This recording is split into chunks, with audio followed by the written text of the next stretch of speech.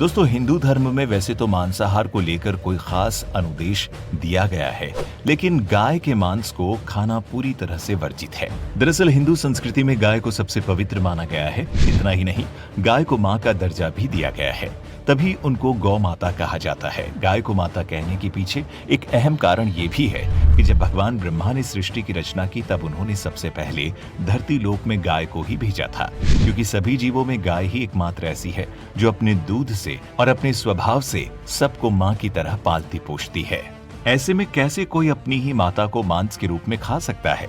एक मां को मार देना और फिर उसे खा लेना एक बिल्कुल ही अस्वीकार्य कृत्य है। जो अपने दूध से सभी का लालन पालन करती, उसको खाने के बारे में सोचना तक एक पाप है। दोस्तों, शुरू से ही ये मान्यता चली आ रही है कि गौ माता के हर एक अंग में देवी देवताओं का वास होता है, इसीलिए गाय को पूजनीय माना जाता है। जो व्यक्ति दूसरों के मांस से अपना मांस बढ़ाना चाहता है, उससे बढ़कर नीच और निर्दयी मनुष्य दूसरा कोई नहीं हो सकता। वहीं बता दे, गाय का मांस खाने वाले पापियों को नरक में कई तरह की यातनाओं का सामना करना पड़ता है। ऐसे लोगों को आग की नदी में फेंक दिया जाता है और जब तक वो बेहोश नहीं हो जाते, तब तक उसी में पड़े रहने दिया जाता है। इसके बाद उन पापियों को जानवरों के बीच छोड़ दिया जाता है। वो सभी जानवर उन पापियों को चीर फाड़ कर खा जाते हैं। दोस्तों, एक मनुष्य का तन पाकर भी अगर किसी के अंदर दया न जागी, तो कई करोड़ों जन्म तक ईश्वर उसे माफ नहीं करते, और जब तक ईश्वर माफ नहीं करता, तब तक उसे दोबारा मनुष्य योनि में जन्म भी नहीं मिलता है। स्कंद पुराण के काशी खंड के 3 अध्याय में कहा गया है कि जो मनुष्य मांस खाता है, उसके जीवन पर धिक्कार है। ऐसे मनुष्य को ना तो मृत्यु लोक में सुख मिलता है और ना ही मृत्यु के बाद दूसरे लोक में। इतना ही नहीं, स्कंद पुराण के अनुसार भगवान शिव उन लोगों की पूजा कभी स्वीकार नहीं करते जो लोग मांस मदिरा का सेवन करते हैं। गाय के मांस का सेवन करना तो बहुत बड़ी बात है। वही वराह पुराण के अनुसार भगवान विष्णु के वराह अवतार कहते हैं कि जो मनुष्य मांस खाता है, मैं ना तो उसकी पूजा स्वीकार करता हूँ और ना ही उसको अपना भक्त मानता हूँ। साथ ही वो पृथ्वी देवी से कहते हैं कि जो मनुष्य गौ माता का मांस खाता है, उसे मैं हर तरह से बर्बाद कर देता हूँ और मेरे लिए एक अपराधी के समान होता है। उसके हर सुख सुविधा को मैं मिट्टी में बदल देता हूँ। इसके अलावा भगवत गीता में भगवान श्री कृष्ण ने यह भी बताया है कि मनुष्य को क्या खाना चाहिए और क्या नहीं।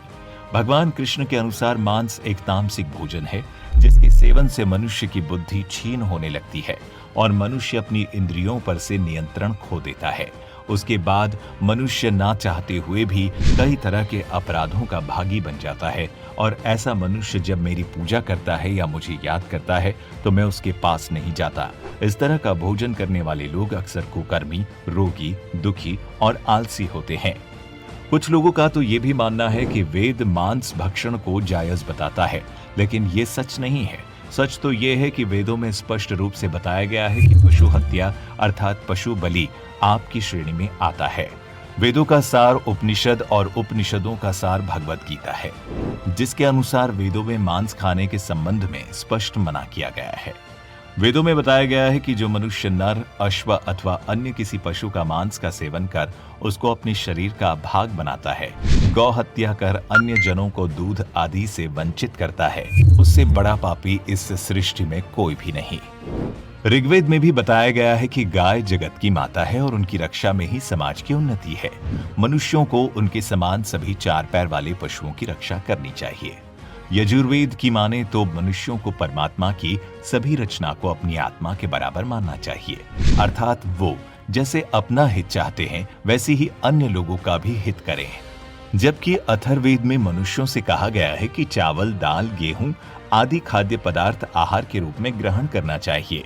यही एक ऐसा आहार है जो मानव जाति के लिए सबसे उत्तम और रमणीय भोज्य पदार्थ है। आपका इस तथ्य को लेकर क्या विचार है? नीचे कमेंट करके जरूर बताएं।